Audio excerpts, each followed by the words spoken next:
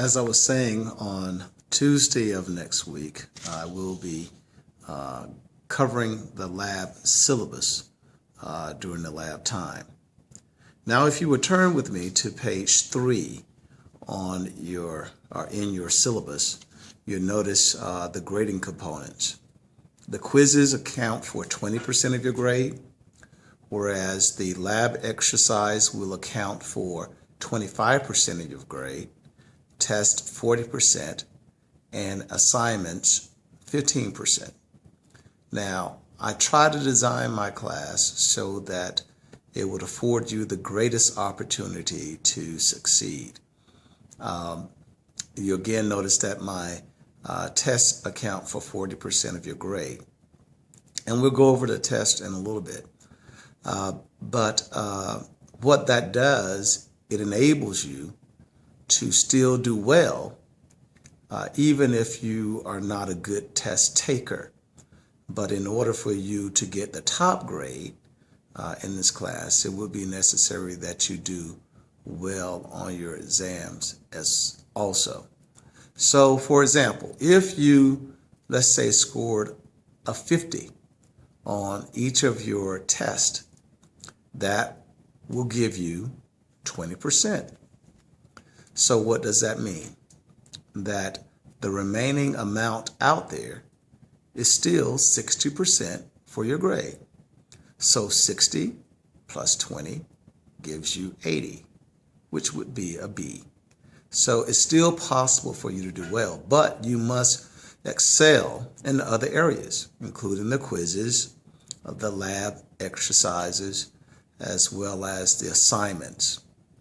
So again, be sure that you are diligent and doing well in everything. You'll notice that the quizzes will be assigned or given in class. If you're not present on the day of the quiz, you will receive a grade of a Z, and you will not be able to make it up. But also note that I will drop the lowest quiz grade for this course. But again, there will be no makeups for the quizzes. Also, you notice the lab counts for 25%. That's in every general biology course. And so it is important that you are here for every lab. Like the quizzes, if you miss a lab, you will not be able to make it up. If you score a low on a quiz, that lowest grade will be dropped. So I encourage you to be here for every lab as well. So please don't miss your labs. The assignments that you see, 15%, I'll discuss in a little bit, are things that deal with what we call the general education requirements. And I'll talk to you about that in a moment. Now note the scale on your syllabus on page 3. For A, that's 90 to 100, B, 80 to 89, C, 70 to 79, D, 60 to 69, and F, 0 to 59. For your exams, if you have some very serious issues, you're in the hospital, a funeral, or something of that nature, you're not able to take the exam, we can work with that for one exam. If something happens, I do afford a makeup for one exam, but I don't anticipate any problems with the makeup exams or the taking exams, and we'll talk about that when I return. But please understand that no test grade is dropped. There are 4 tests that will be administered, and that will cover whatever material that we've covered when that date is scheduled.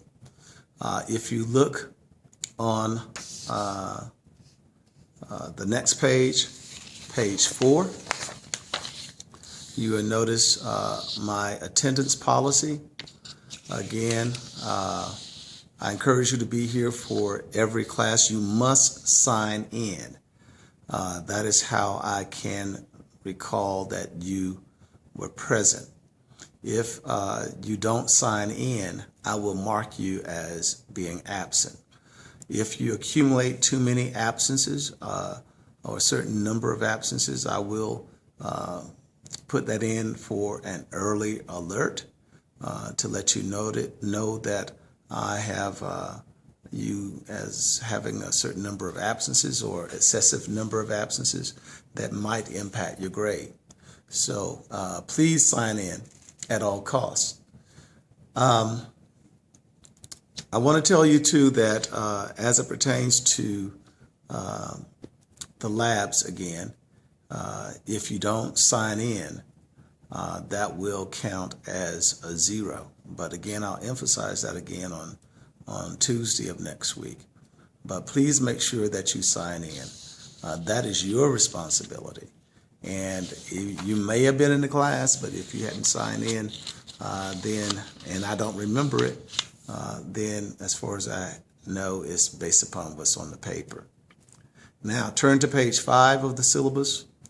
There you will find the sequence for the course itself, what we'll be covering each week. I endeavor to cover as much of the material as I can, but sometimes I understand that if we get caught in discussion and we don't get through everything, so be it. But you will notice the exam dates. There are 4 exams. The first 3 listed there are on June the 11th. The second is on July 3rd. The third is July 15th, and the last is July 25th. That fourth exam, that on July 25th is your final exam. Understand that exam will not be comprehensive, but it will cover everything that we've covered since exam number 3. So please make sure that you take note of what we will be covering during each week. Again, I encourage you to read ahead so that you may be familiar with the material that we will be covering. Notice I say please reference your common syllabus for withdrawal deadlines. That is your responsibility. I may do administrative withdrawal, and I may not do an administrative withdrawal. If I don't do an administrative withdrawal, of course, you will receive a grade of 0, a grade of F, for this course. So that is your responsibility, okay? Now, if you would, for me, turn to page 6, and there you will notice the measurable performance outcomes for general biology. This is something that's done across the department. Every student that takes a general biology course will have these 3 requirements that they must complete. The first one says to demonstrate multiple methods to search for, find, and retrieve information. In other words, this is research. The date for that is due on July the 18th. I will provide for you information that should help you gather the data or information for the project, and I will go over that with you in more detail next week. The second item, ID, says to assimilate information by applying critical thinking strategies in order to draw a reasoned conclusion. And that is what we call critical thinking skills. Again, I will provide you more data, more work on that, or information on that rather, that will help you to complete that assignment. And that assignment is on June the 25th. And the last says solve problems by applying logic and information. And on this deals with the genetic component of this class. Essentially, if you can recall, maybe from high school, having completed Punnett squares, that is what this is about. And so that is based upon when we cover that material. After we've covered the material for genetics or inherited traits, we will be administering a quiz for you to take, and that will be your assessment. Now, those assignments account for the 15% of your grade, all right? So, but we will be going over that in more detail. Take note of the fact that I have attached the common syllabus. Again, please take note of the information as it pertains to the withdrawal dates for this summer semester. If you have any special needs or things that need to be addressed, you need to go to Student Services so that they can forward me the information needed to make any special accommodations. I cannot make accommodations unless I receive information from them to do so. So please, please, please make sure that you go by Student Services if you find it necessary to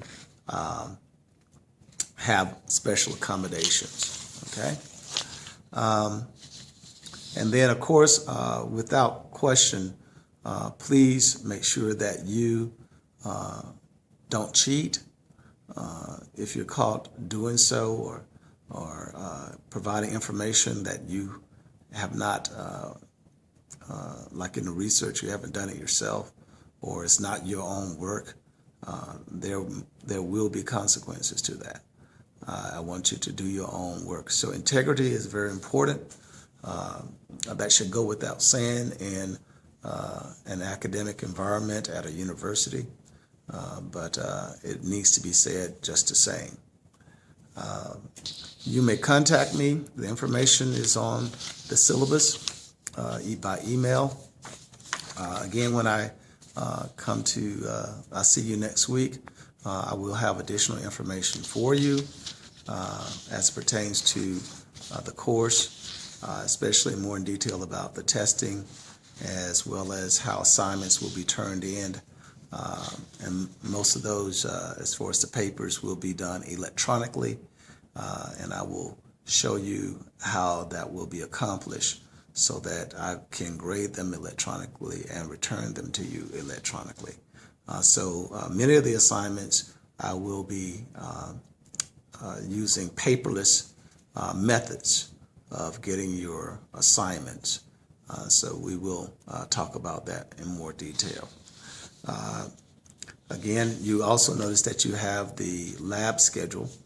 Just hold on to that until we have a session on Tuesday of next week. With that being said, again, I apologize for not being there the first day of class, but I think you have all the information that you will need. So what I want you to do is to go ahead and start reading the first chapter, and so that you're familiar with what we're going to be talking about on Monday of next week.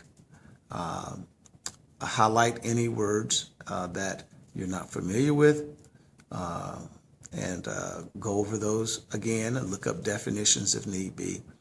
And that way it will ease the lecture process.